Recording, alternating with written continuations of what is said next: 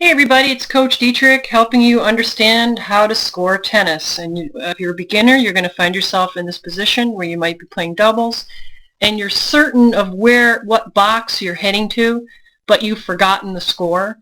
And I just want to remind you of what the possible scores could be given where you're serving. So let's say, for example, you're on this side and you're absolutely certain that you're over here and you haven't just begun the game.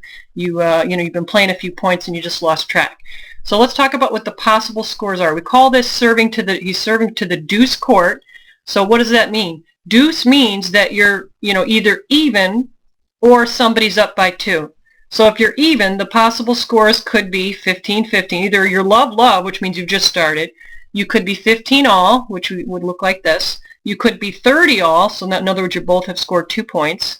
Or you might be down 15-40, so that means your opponent is up by 2 points. Or you might be up by 2 points, so that would be 40-15. Or the score is deuce. All right, so now let's kind of do the other scenario. Let's say you're absolutely certain that you're serving on that side. So this person would be backing up over here, and this person would come forward. Let's talk about the possible scores. So you may have just started, and that's the first point, and maybe you won it. If you won it, then it would be 15 love. If your opponent got the first point, then it could be love 15. So the reason why we call this the ad court is because somebody is either going to be up by 1. You won't find it to be an even score, or somebody is going to be, on the verge of winning the game. So it could be 15 love, meaning you got the first point, your opponent didn't. Could be love 15, which means 15 love means you got the first point, your opponent didn't. Love 15 means the exact opposite. You could be 15-30. 15-30 means you just got a point and your partner has 2 points, or the other way around. Or it could be 40 love. And if you win this point, you're going to win the game. Or love 40.